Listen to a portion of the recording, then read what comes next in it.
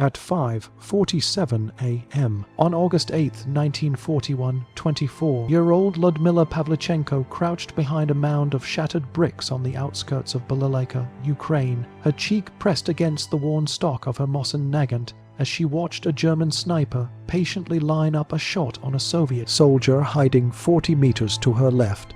4 months earlier, she had still been a history student, attending lectures, writing essays, imagining a future far away from battlefields. Now she was a rookie in the Red Army with 0 confirmed kills, no food or sleep for nearly a full day, and one single responsibility: to stop the Germans who were pushing toward Odessa with 150,000 men, outnumbering Soviet defenders 3-1. 11 days before her enlistment, her university in Kiev had been reduced to rubble by German bombs. 73 students died in the attack, including her closest friend Natasha, trapped inside the burning library, and her professor, Dr. Anatoly Vyulov, whose body had been dug out hours later. Those memories had burned away any hesitation she might have had. When she tried to join the infantry, the recruiting officer told her women belonged in medical units, not combat. She insisted she could shoot. She had trained since she was 14, competed in youth shooting clubs, and placed at the top in regional events. The officer laughed, handed her a rifle, pointed toward a fence post 100 meters away, and told her to prove it. She fired 5 shots, every round punching through the center of the wood. The laughter stopped. She was assigned to the 25th Rifle Division as a sniper, and now, after 4 months of training and 6 hours on the front line, she was about to face her first true test. Her hands were steady as she watched the German sniper, positioned roughly 280 meters away behind the broken wall of a collapsed farmhouse. Through the narrow crack in the masonry, she could see the edge of his helmet, just a sliver of metal, but enough to read his intention. He was focused on Sergeant Dmitry Kravchenko, the same man who had given her half of his bread the previous day when she had not eaten for 18 hours. Now he was crouched behind a fragment of stone, unaware that death was quietly aligning its sights on him. Ludmila inhaled, letting her breath settle into the rhythm drilled into her by instructors who told her never to think about killing, but to think about calculations: distance, wind, movement. War, her instructors said, is a series of problems to be solved, not emotions to be felt. She measured the crosswind drifting softly from the west, adjusted the scope, centered the reticle on the faint line where the German helmet peeked out, and let her finger rest against the trigger. Either she could do this or she couldn't. Either she would become a soldier or remain a student pretending to wear a uniform. She squeezed. The rifle's recoil thudded into her shoulder, and the crack of the shot echoed across the ruined streets. In her scope, she saw the helmet snap back and vanish. Kravchenko flinched, confused, scanning the rubble around him, unaware he had been seconds from dying. Ludmila racked another round, scanning for any sign of movement, but the battlefield remained still. She had taken her first life and felt nothing. No triumph, no remorse, just a sharp, clear question rising in her mind. Where is the next target? This was the beginning of a transformation she could not yet understand. By the time May 1942 arrived, the young woman who now had 1 enemy soldier to her name would accumulate 309 confirmed kills, including 36 enemy snipers, making her the deadliest female sniper in recorded history. And the strange, daring technique that made this possible was something Red Army doctrine explicitly condemned. She used herself as bait, but that strategy wouldn't come until later. For now, her education in war was just beginning. The first sniper she would lose from her unit, it was Lieutenant Anna Morozova on August 19th. Morozova had 8 months of experience, 47 kills, and followed Soviet sniper rules flawlessly. Never remain in one position, never fire more than 3 shots from a spot, always have multiple exit routes.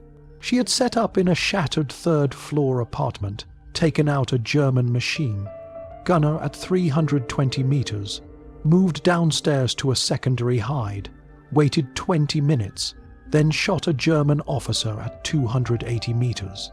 As she shifted toward her 3rd hide, a German counter sniper put a single round through the stairwell window, killing her instantly. Ludmila had been 1 floor below, and heard the thud of Morozova's body hitting the ground. The Germans laughed afterward. The sniper who killed her was Hans Becker, a Wehrmacht shooter with 89 kills and a specialty in hunting enemy snipers. He had studied Morozova's movements, anticipated her shift between positions, and waited for the perfect angle.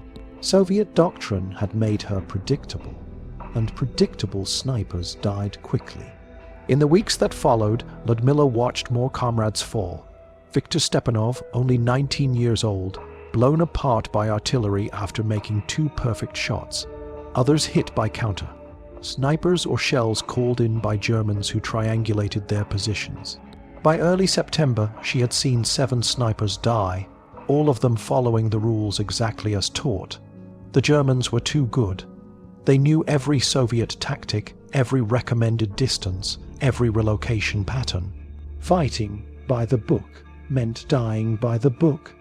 As Ludmila crouched in rubble on that first day, watching Germans push relentlessly forward, she did not yet know she would soon break every rule in the manual, or that her defiance would turn her into one of the most feared marksmen of the entire war. But the seeds were planted here. In the moment she realized, she felt no guilt, no hesitation, only clarity. She was not here to survive. She was here to solve problems, and the battlefield would give her hundreds more before the year was done. Morozova's death marked the moment Ludmila began to understand that the rules meant to keep Soviet snipers alive were doing the exact opposite. A realization that grew heavier with each passing week as she watched one trained shooter after another disappear under German fire. She had been stationed 1 floor below Morozova the morning it happened and heard everything. The single rifle crack slicing through the ruined stairwell, the sharp, sickening sound of Morozova's body collapsing on the landing, and the distant laughter of German soldiers who recognized the victory of killing yet another Soviet sniper. The man responsible, Hans Becker, had earned a reputation across the front. He was a Wehrmacht sniper with 89 confirmed kills, a specialist in counter sniper tactics who studied Soviet doctrine with obsessive precision.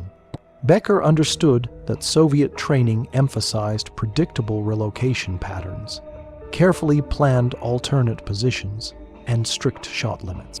All he had to do was observe where a Soviet sniper took a first shot, anticipate where they would move next, and set himself up to intercept them with a single, fatal round. Morozova had done everything correctly according to doctrine, and that was precisely why she died. For Ludmila, the message was unmistakable. If she followed the same rules, she would meet the same fate. That truth became undeniable on August 27th when 19-year-old Corporal Viktor Stepanov, a promising young sniper with 11 confirmed kills and the kind of eagerness that reminded Ludmila of herself, positioned himself in a drainage ditch 400 meters from German lines. His concealment was flawless, his shooting clean, 2 shots, 2 German soldiers down. Then he followed doctrine, staying low and preparing to move after a safe interval, but the Germans had already triangulated his shot. Instead of sending a sniper, they sent artillery. A shell landed directly in his ditch, erasing him completely, not even leaving enough remains for burial. It was a brutal confirmation that perfect concealment meant nothing if the enemy had studied your habits. And the Germans had studied everything. As the days turned into weeks, Ludmila counted 7 Soviet sniper losses by early September. All 7 had followed doctrine exactly. All 7 had died because the enemy knew what Soviet snipers would do before they did it. She began analyzing every engagement, trying to find the pattern the Germans exploited. It was always the same. The Soviet sniper would take a carefully calculated shot from cover. Germans would triangulate the angle. A counter, sniper or artillery strike followed. The sniper either died or was forced into a hasty retreat. The underlying issue became clear. Soviet snipers were reactive, passive, and predictable.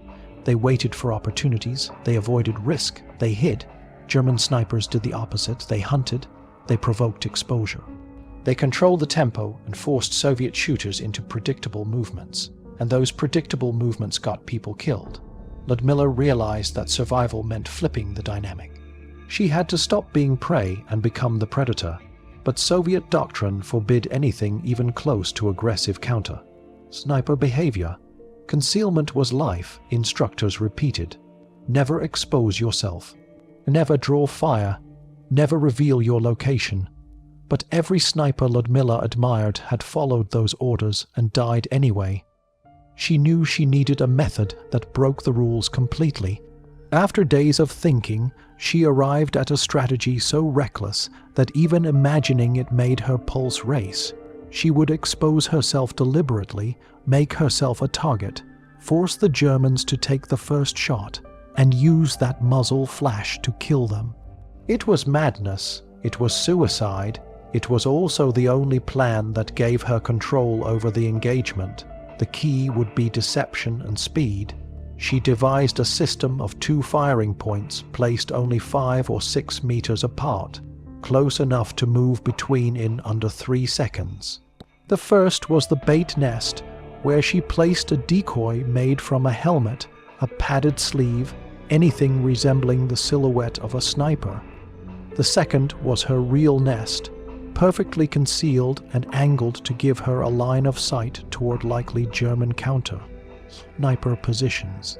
If the Germans fired at the decoy, she had 4 to 6 seconds before they realized it wasn't real.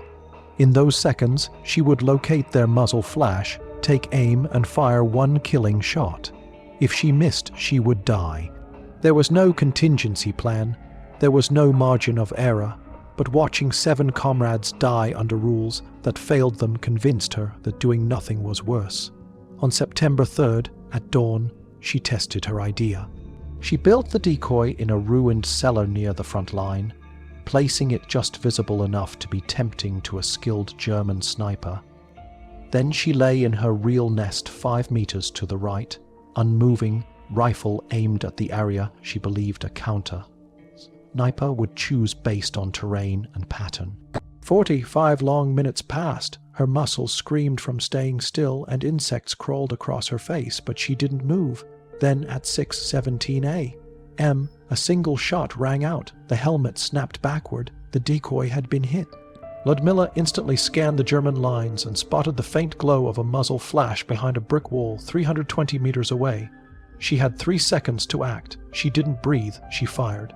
The German sniper dropped. She didn't wait to confirm. She moved instantly, abandoning both nests and relocating 40 meters west, watching through her scope as German soldiers dragged a body away from the wall. Her technique worked, and it worked again and again. In the next 6 weeks, she refined every detail. How far the decoy leaned, how light struck the fake silhouette, how long to wait before moving. She studied German habits relentlessly. They preferred elevated positions, used sunrise to blind Soviet defenders, rarely changed nests during daylight, and favored ruin openings that gave long, narrow sight lines. She used all of this, crafting engagements like puzzles only she knew the answers to. By October, she had 70, 8 confirmed kills, 20, 2 of them enemy snipers. Soldiers whispered about her across the front. Officers sought her out with desperation, grief, or bribes of vodka and rations, begging for help. The woman who hunted the hunters had arrived, and nothing on the Eastern Front would ever be the same. For the first time since joining the front, Ludmilla felt she had seized control of the battlefield rather than simply surviving it, and that sense of control grew stronger in the days that followed as she repeated and perfected her new technique. On September 3rd, after killing the sniper who fell for her decoy, she relocated before German artillery could strike the area, then watched from her new position as German soldiers dragged the body of their fallen marksman from behind the brick wall he had used as cover. That single success lit a fuse inside her. She had proved she could force the Germans into reacting to her instead of the other way around. Over the next 6 weeks, she refined her dual nest method with cold, patient discipline. She learned not just how long to wait, but how German snipers thought. She studied their preferences, how they favored second or third floors of buildings because ground-level hides were frequently shelled, how they angled themselves with the sun at their backs to make their targets fight through glare, how they often remained in one nest throughout the day unless absolutely forced to move. She tracked these patterns like a mathematician, solving an evolving equation, and molded her tactics around them. Her decoys were always placed where elevated German nests would see them clearly. She learned to time her hunts so sunlight would blind the German sniper rather than her. And she discovered that the perfect moment to strike was not when she felt ready, but when she knew the enemy believed he was.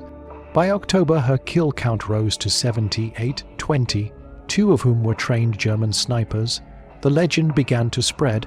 A woman in the rubble of Sevastopol who lured enemy marksmen into revealing themselves, who turned the Germans' own confidence into their downfall. Entire platoons requested her by name when a German sniper terrorized their sector. Some officers brought bottles of vodka. Some brought what little food they had saved. Others simply brought stories of fallen comrades and a plea for help. Ludmilla rarely accepted the gifts. She wasn't interested in rewards. What drove her was memory. Morozova collapsing on the stairs, Stepanov obliterated by artillery, the laughter of German soldiers echoing through broken windows. Every mission she accepted was personal. On October 12th, a lieutenant named Volkov approached her with desperation etched into his unshaven face. His platoon had lost 9 men in 4 days. A single German sniper, positioned near a railway junction, was dismantling his unit piece by piece, killing officers, radio operators, machine gunners, anyone essential. Volkov's men were so terrified they refused to move in daylight. Duty meant nothing when standing up meant dying before you took your next breath. Ludmilla listened silently as Volkov described each death. She saw the guilt in his eyes, the weight of leadership crushing him. She said yes without asking for details, not out of obligation, but because she remembered the helplessness of watching sniper after sniper die without being able to stop it. She would not let another unit crumble under fear. For 2 days, she observed the railway junction from 800 meters away through binoculars. She mapped sight lines, counted rooftops, watched how light shifted across the ruins as the sun rose. She studied wind patterns and debris that could serve as cover. The German sniper was cunning. He never used the same spot twice, and his shots came from different angles each morning. He was mobile, disciplined, and exceptionally skilled. She narrowed down 11 potential nests, but 11 was too many to watch. She needed to force his hand. Ludmilla built a decoy that resembled a Soviet officer and placed it near the junction in a spot visible from 8 of the 11 possible German positions. She hid herself 12 meters away behind debris, her rifle already aimed toward the most likely nest, a half-destroyed railcar she had initially dismissed as too exposed but added to her list after reconsidering how bold experienced German snipers could be. At 6:30 a.m., the decoy stood motionless in the cold morning light. Ludmilla waited, her muscles tense but steady. 40 minutes passed before anything happened. Then, at 7:11, a shot cracked across the yard. The decoy's helmet twisted off its stick. In that instant, Ludmilla saw the flash inside the shattered boxcar, exactly where she had almost ruled out. She swung her crosshairs to the opening. For a moment, she could see the sniper's silhouette shifting inside, likely checking for signs of a hit. She estimated she had around 5 seconds before he realized the officer hadn't fallen. She fired. Through her scope, she saw the man recoil, stagger, and attempt to retreat deeper into the railcar. He wasn't dead. He was wounded and trying to escape. Ludmilla chambered another round and fired again. The second shot dropped him. Only then did she exhale. Volkov's men confirmed the kill shortly after. Inside the railcar, they found the German dead, a rifle beside him, and a logbook containing 67 confirmed kills. Volkov stared at Ludmilla as if trying to understand how she had known where the sniper would be. She answered simply, she didn't know. She had forced the German to make the first move, and that first move revealed everything. Volkov said it wasn't logic. It was either courage or madness. Ludmilla didn't disagree. Word spread of her growing list of sniper kills. German intelligence intercepted reports, and soon German propaganda announced a bounty. First 100 Reichsmarks, then 500, then 1,000 for anyone who killed the Russian girl.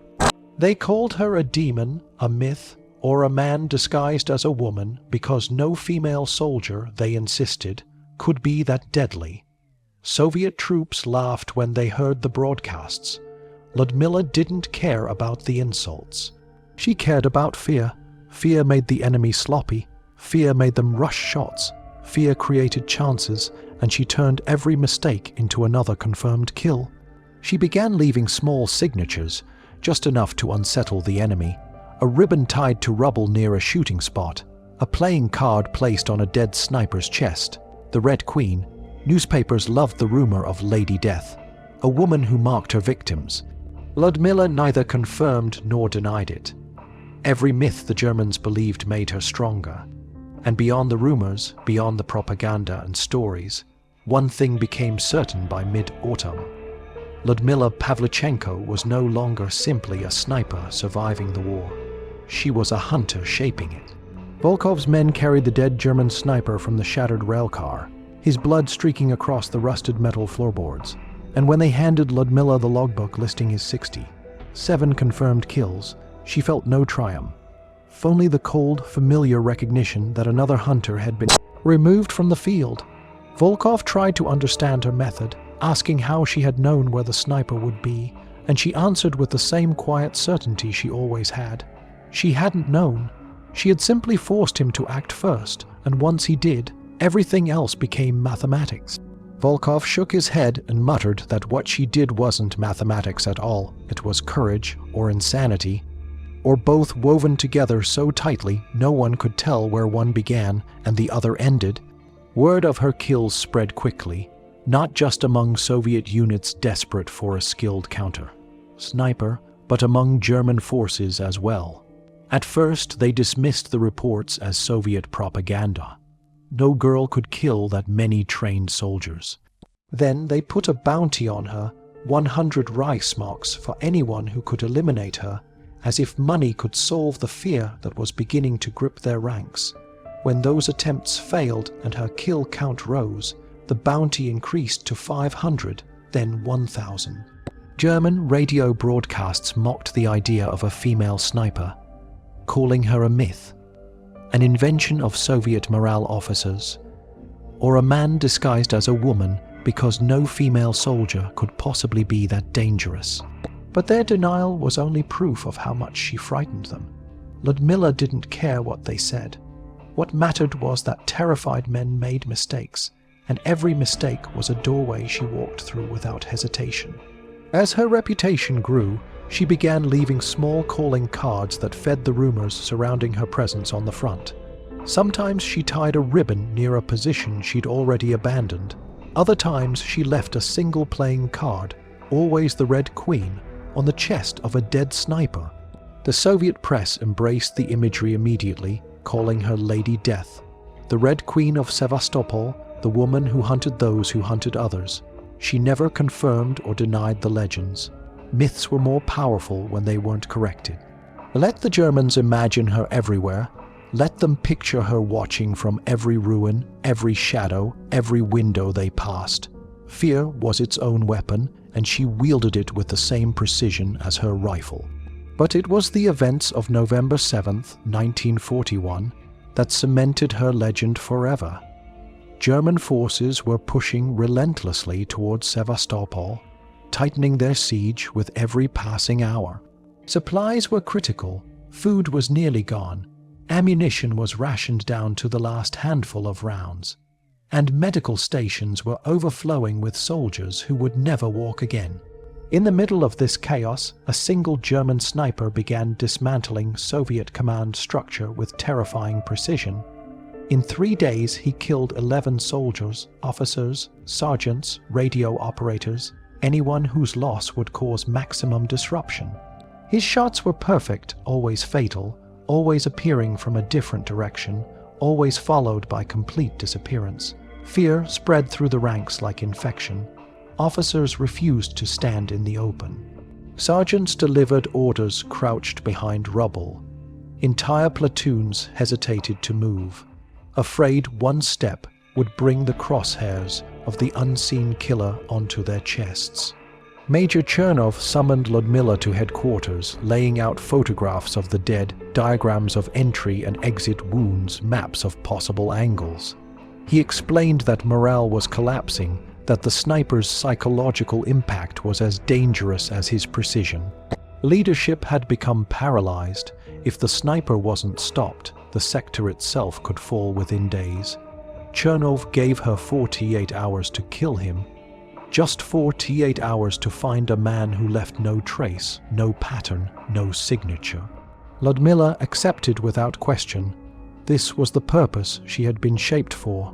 She studied the map of killings, marking each shot's angle and time. The pattern wasn't in where he shot from, but when, always between 5:45 and 7:30 a.m., always targeting officers moving during early morning reorganizations. He had studied Soviet morning routines and exploited them perfectly. She enlisted the help of Lieutenant Boris, a reconnaissance officer who knew Sevastopol's ruins better than anyone. Together, they walked the perimeter under cover of darkness, avoiding German patrols as they examined the battlefield from ground level, searching for sightlines that matched the angles of the kills. 14 possible nests emerged, too many to monitor. She needed to narrow it further. She reviewed the sniper's firing times, lighting conditions, and available escape routes. After hours of analysis, she identified 3 positions as the most likely: the remains of a church tower, the 3rd floor of a collapsed apartment building, and the rooftop of a former school. All 3 offered excellent elevation and multiple escape paths. But Ludmilla knew simply watching them would never work. This sniper was disciplined and patient. He would not reveal himself unless provoked. So she made the most dangerous decision of her career. She would become the bait. Not a decoy, not a silhouette herself.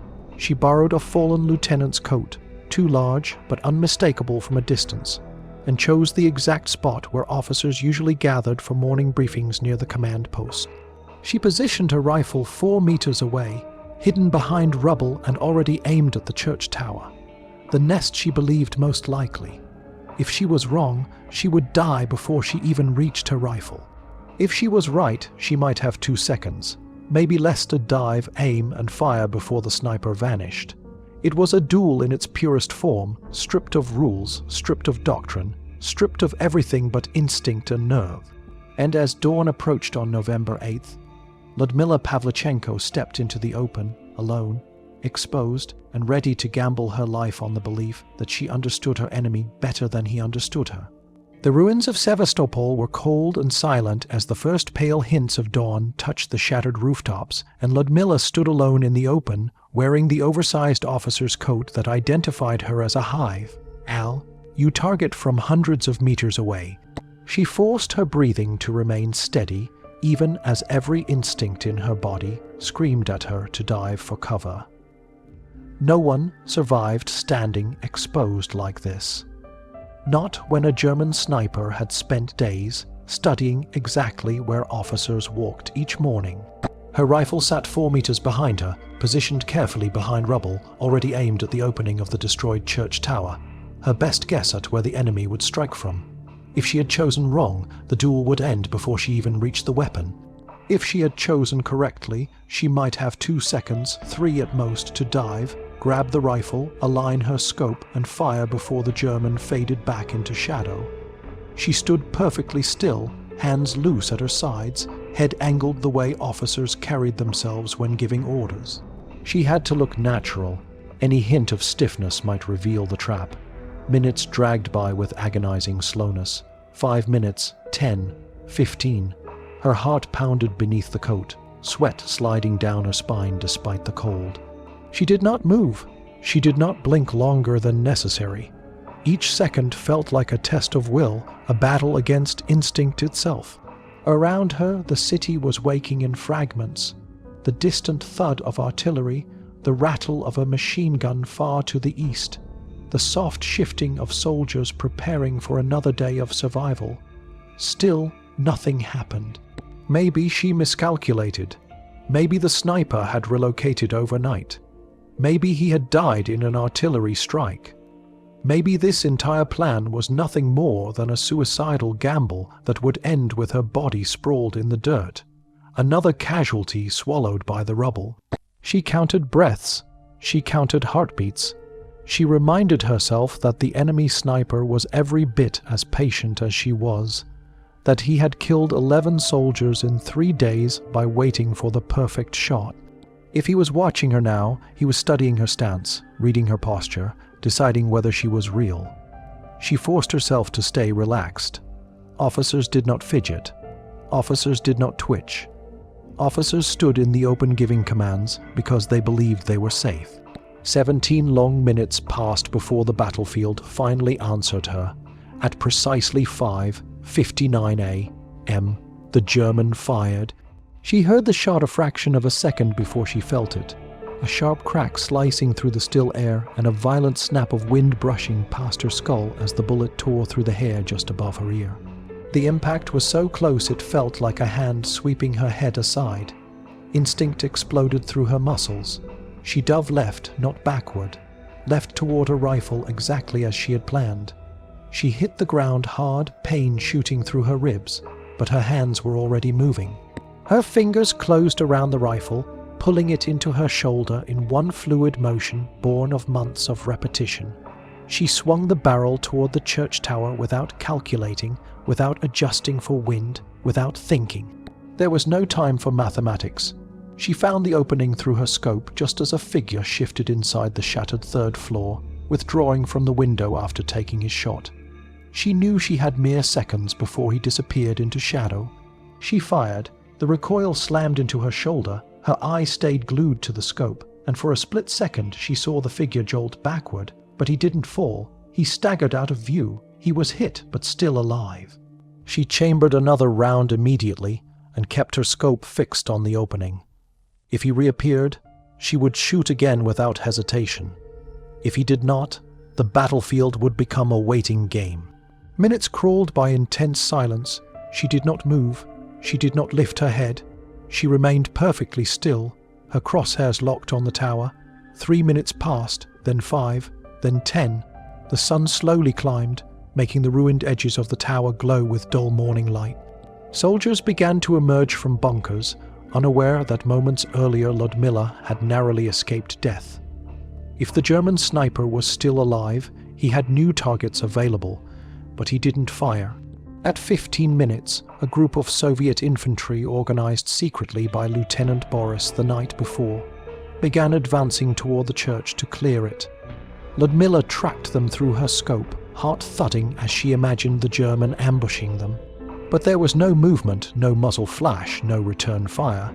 The soldiers breached the lower level, then advanced carefully up the stairs. 2 minutes later, Boris appeared in the tower window and waved his arm, all clear.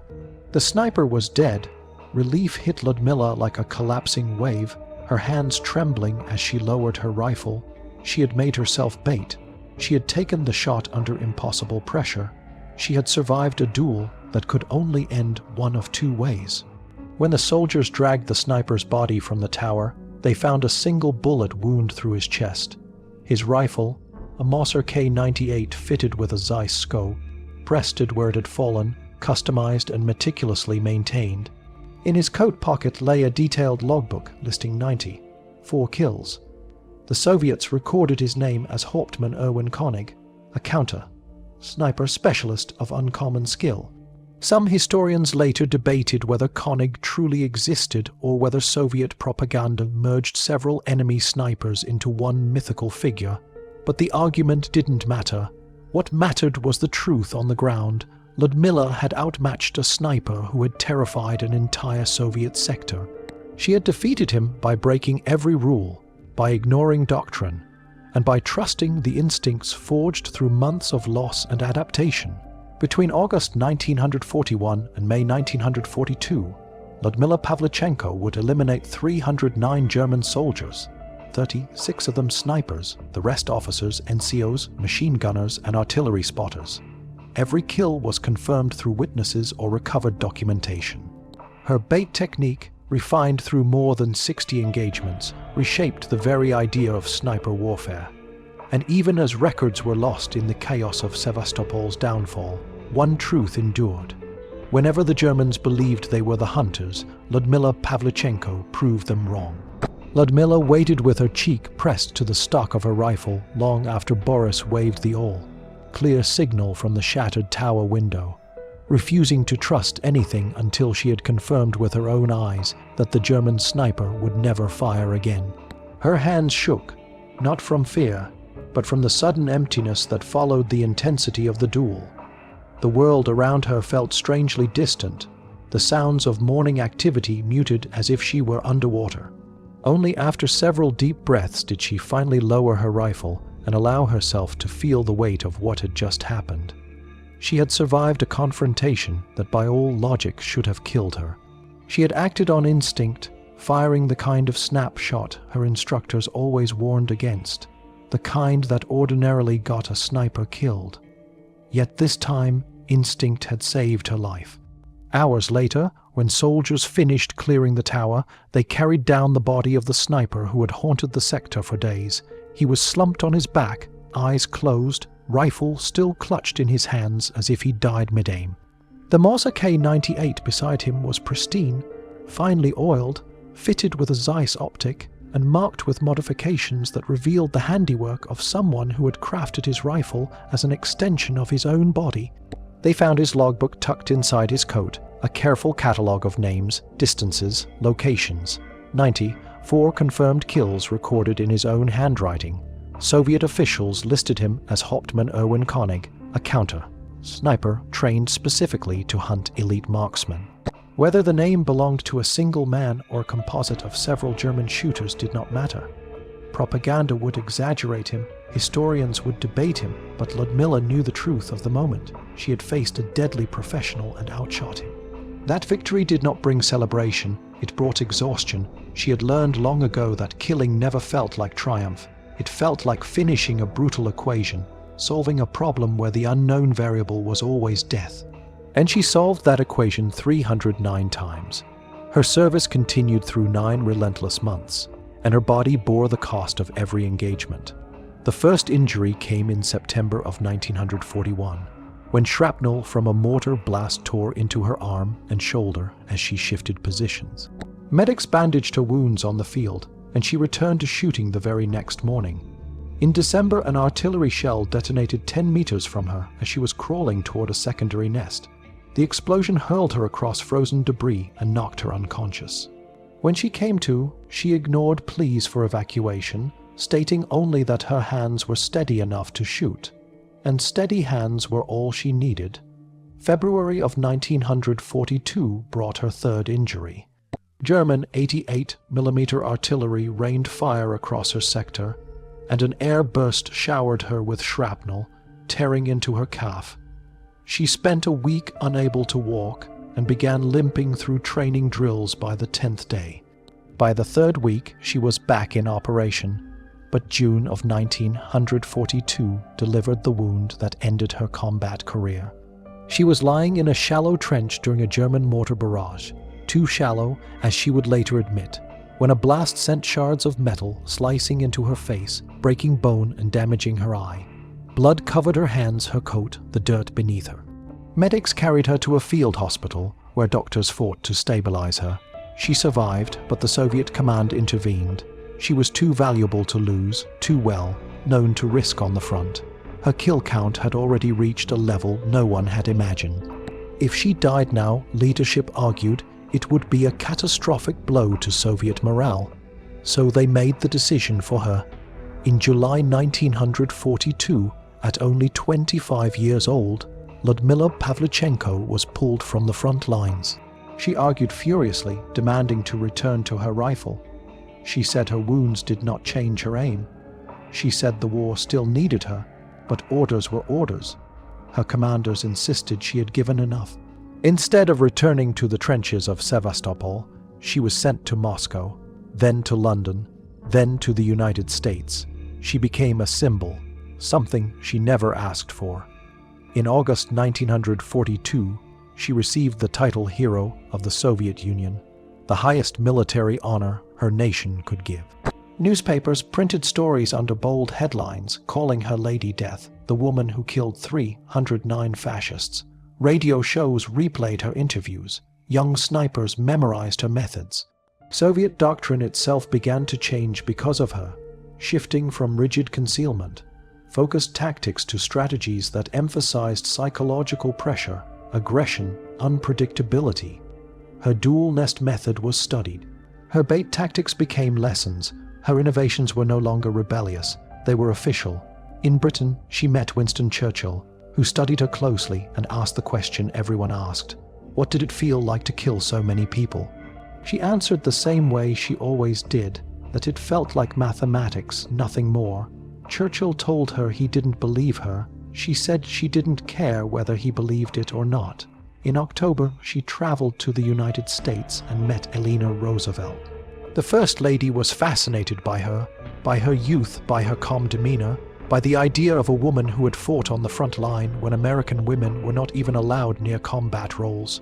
Roosevelt took her across the country to rallies, speeches, radio interviews.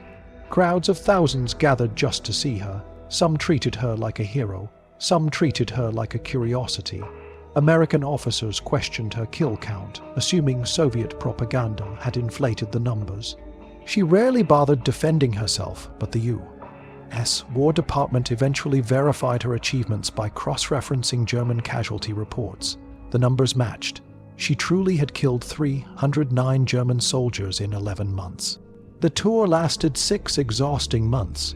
She smiled for cameras, delivered speeches, shook hands, but all she wanted was to return to the front. She wanted her rifle. She wanted the cold clarity of a scope over her eye. But Sevastopol had fallen. The front she knew no longer existed. When she returned to the Soviet Union in early 1943, she was reassigned to sniper training. She would no longer fight. She would shape the fighters. Hundreds of young snipers learned her tactics: how to build dual nests, how to set traps, how to think like the enemy. Many of her students became legends themselves, carrying forward the ghost of Ludmila's precision into battles she would never see. She had become more than a soldier. She had become a blueprint. And yet, beneath the medals and the speeches, she remained the same woman who once crouched behind rubble with an untested rifle, ready to fire her first shot. The war had changed because of her, but inside she knew the truth. She had changed because of the war. Ludmila's time at the front ended not with a triumphant final mission, but with a blast of mortar shrapnel that tore across her face, cutting into her cheek, damaging her eye, and fracturing part of her jaw as she lay in a shallow trench that offered almost no protection from the barrage hammering. Her sector, medics who rushed to her side believed she would die from shock. Blood streamed down her neck and pooled beneath her as they carried her to the field hospital, her consciousness flickering like the dimming flame of a lantern fighting against a storm. She survived the night, then another, and slowly began to recover under the hands of surgeons in Sevastopol, who fought to save her eye and repair what they could of her fractured face. Even then, even with her jaw wired and her skin stitched, she tried to argue that she could still fight, insisting that a sniper did not need beauty or an unscarred face, only steady hands and a calm mind. But her superiors had already decided. The woman who had become the most lethal sniper in Soviet history was no longer allowed to risk death on the front. She was too famous now, too valuable as a symbol. Her reputation had grown far beyond the trenches, and her case had become a political tool, proof that Soviet resolve was unbreakable, that even a young woman could outmatch Germany's finest marksmen. If she were killed now, it would strike a blow to morale across the front.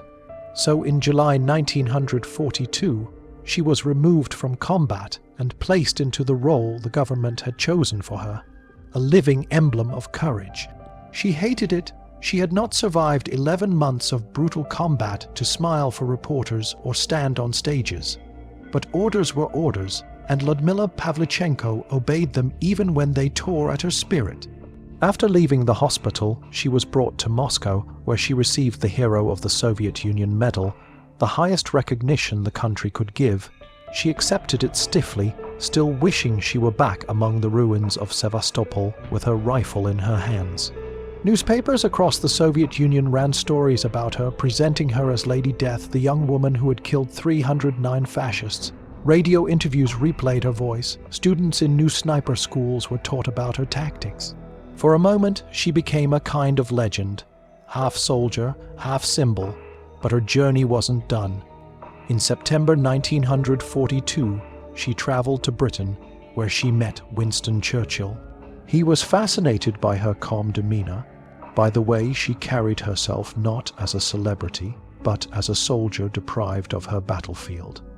He asked the question nearly everyone asked: what did it feel like to kill so many people? She told him the same thing she had told her instructors and fellow soldiers. Killing felt like mathematics: distance, wind, target movement, pressure on the trigger, an equation to be solved. Churchill stared at her for a moment and then said he didn't believe her. She replied that she wasn't asking him to. In October, she sailed across the Atlantic to the United States, beginning a tour arranged by Eleanor Roosevelt herself. The First Lady was captivated by her story, a young woman who had done what even many men feared to do. Roosevelt accompanied her on a cross-country speaking circuit, from New York to Chicago to San Francisco, introducing her to crowds of thousands. Everywhere she went, people stared at her, at the ribbons on her coat, the scars on her face, the calm sharpness in her eyes. Some American newspapers called her the most dangerous woman in the world. Others described her as something closer to impossible, a contradiction to every belief about what women could or could not do. American women adored her. They saw in her not only a warrior, but a proof that their own potential had been underestimated for generations. Men reacted with disbelief. Some military officers questioned her record outright, suggesting Soviet propaganda exaggerated her achievements. Ludmilla rarely argued back, but the U.S. War Department eventually investigated her claims and confirmed them by cross-referencing German casualty reports. The numbers matched. The kills were real. She had truly eliminated 309 enemy soldiers in less than a year. The tour lasted 6 months, and though she smiled for photographs, delivered speeches, and stood beside Eleanor Roosevelt at rallies, the strain showed in the rare moments when she was alone. The front called to her like a wound that refused to close. She had left friends behind. She had left pieces of herself behind. And worst of all, she knew the place where she had fought so fiercely. Sevastopol had fallen. There was no battlefield to return to. When she finally came home to the Soviet Union in early 1943, she was reassigned to sniper training. Her combat days were over, but her influence was only beginning. She poured everything she had learned into the next generation. At training facilities in Leningrad, Moscow, Kiev, and other cities, she taught hundreds of new snipers. She instructed them not just in shooting, but in thinking, how to predict enemy behavior, how to recognize patterns, how to turn psychological pressure into a weapon, how to break doctrine when doctrine was killing them. Some of her students became legends in their own right. Vasily Zaitsev, who studied her early teachings and adapted them during the Battle of Stalingrad, earned 225 confirmed kills and became the second most successful Soviet sniper after her. Other students went on to train more snipers, passing down her innovations until Soviet doctrine itself evolved. By 1944, the old defensive approach was gone. Concealment alone no longer defined sniper warfare. Aggression, deception, unpredictability, all principles she pioneered, had reshaped Soviet approach to long-range combat. German casualty reports began to reflect this shift. More German soldiers were dying from sniper fire than ever before, and Soviet snipers were surviving longer as a result. Her ideas had saved lives, thousands of them, and yet, despite her accomplishments, Ludmilla wrestled internally with the weight of what she had done. She did not boast about her kills. In private interviews, she admitted that each one stayed with her, that she remembered faces she had only glimpsed through a scope, frozen in a final moment. She said she had never enjoyed killing. She had done it because fascism had invaded her home, because her friends were dying, because someone had to stand and fight. After the war, she married twice, had one son, and tried to build an ordinary life in Kiev, the same city whose bombing had driven her into the military. But there is no such thing as an ordinary life for someone who has lived through what she endured. The war left scars deeper than the ones on her skin. On October 10, 1974, at the age of 58, Lyudmila Pavlichenko died of a stroke. The Soviet Union honored her with a hero's funeral, and her obituary listed her as what she truly was, the deadliest female sniper in history. Western media barely noticed her passing. The Cold War stood between her and the recognition she deserved. But those who knew her story, those who trained under her, those who lived because of her, those who studied the tactics she invented, never forgot her. Lyudmila Pavlichenko had been many things: a mother, a soldier, a teacher, a symbol, and above all, a woman who refused to be hunted. After the war, when the guns finally fell silent and Europe struggled to rebuild itself from the ashes, Lyudmila Pavlichenko stepped into a life that felt foreign compared to the trenches and ruined cities she once knew so well. She returned not as a soldier, but as a teacher, a woman tasked with shaping the next generation of Soviet snipers. At training centers across Leningrad, Moscow, Kiev, and other military academies, she poured her battlefield experience into lectures, drills, and live fire exercises. She taught recruits how to create dual-firing nests, how to use decoys convincingly, how to map enemy psychology, how to turn fear into a weapon that worked against the enemy rather than against oneself.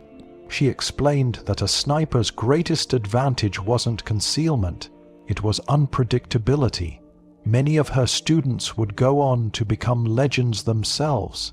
Vasily Zaitsev studied her teachings early in his career, evolving them further during the Battle of Stalingrad. His 225 confirmed kills made him the second most successful Soviet sniper of the war, surpassed only by Lyudmila herself. Other students became instructors, spreading her methods to thousands more. By 1944, Soviet sniper doctrine had been fundamentally reshaped. Gone was the rigid defensive approach that had resulted in so many early war losses.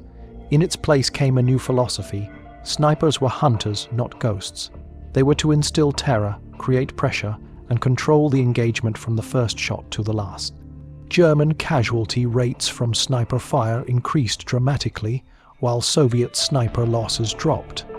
Lyudmila's innovations were not just effective, they were transformative, saving countless Soviet lives as the war progressed. But while the world admired her battlefield brilliance, Lyudmila struggled internally with the weight of her past. Publicly, she remained composed, calm, and fiercely proud of her country's resistance. Privately, she admitted in interviews that the faces of those she killed stayed with her. She said she remembered each one, even though she often saw them only for a split second through a scope. Her kills were not trophies, they were necessary evils, each one etched permanently into her mind. She insisted she had never taken pleasure in killing. She had done what was required because fascism had invaded her homeland, destroyed her university, murdered her friends, and tried to crush her country. And while she accepted the necessity of her actions, she carried their weight for the rest of her life. After the war, she married twice and had one son. She settled in Kiev, the same city where her journey had begun when the university bombing pushed her into military service. Yet life after war was not simple. Her fame had brought enormous respect, but also isolation. Civilians struggled to understand her. Veterans respected her, but could not relate to the unique burden she carried. She lived quietly, giving occasional lectures, attending state ceremonies, and answering historians who sought her insight. On October 10, 1974, Lyudmila Pavlichenko died at the age of 58 from a stroke. The Soviet Union honored her with full military rights, recognizing her as one of the greatest heroes the country had ever produced. Yet outside the Soviet sphere, her death drew little attention. Western media barely mentioned her passing, overshadowed by Cold War tensions and political division. Her name faded from public memory in many places, even as her methods continued silently shaping military doctrine across the world. Because while history books sometimes overlooked her, modern sniper schools did not. The tactic she pioneered using decoys, dual nests, misdirection, and psychological manipulation became standard training in elite units. The U.S. Marine Corps Scout Sniper School teaches variations of her dual nest decoy method. British Special Forces incorporate her strategies into urban warfare programs. Israeli Defense Forces study her engagements as examples of how a single well-trained sniper can shift the balance of a battlefield. Her methods are taught universally, yet rarely credited to her by name. They have become accepted doctrine, detached from their creator as though they simply appeared. But the truth is etched into the history of every sniper who ever trained under evolving modern doctrine. It all began with Ludmila Pavlichenko, one woman lying in rubble, holding a rifle, determined not to die by the rules that killed her comrades. In the Central Museum of the Armed Forces in Moscow, her Mosin-Nagant rifle sits in a glass case. The stock still bears her initials, carved by her own hand. The adjustments she made to the scope remain untouched. Next to the rifle is a black and white photograph of her at 24 years old, standing in the ruins of Odessa, her expression calm, fierce, unwavering. Her eyes in that photograph reveal everything: fatigue, determination, defiance, and a fire forged in the heat of battle. That photograph is perhaps the truest representation of her legacy. Not the medals, not the propaganda posters, not the myth of Lady Death.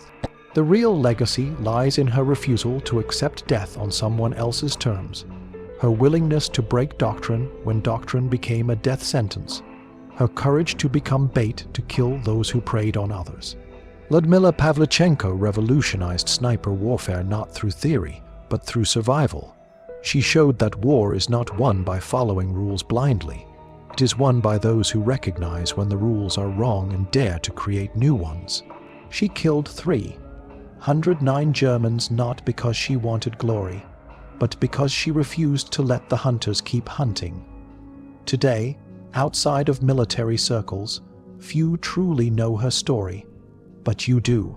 And in knowing it, you carry forward the truth of a woman who changed the battlefield forever. A woman who proved that courage is not the absence of fear, it is the decision to aim straight through it. If you want more forgotten war stories told with truth, grit, and no filters, subscribe now. Your support keeps these missions alive.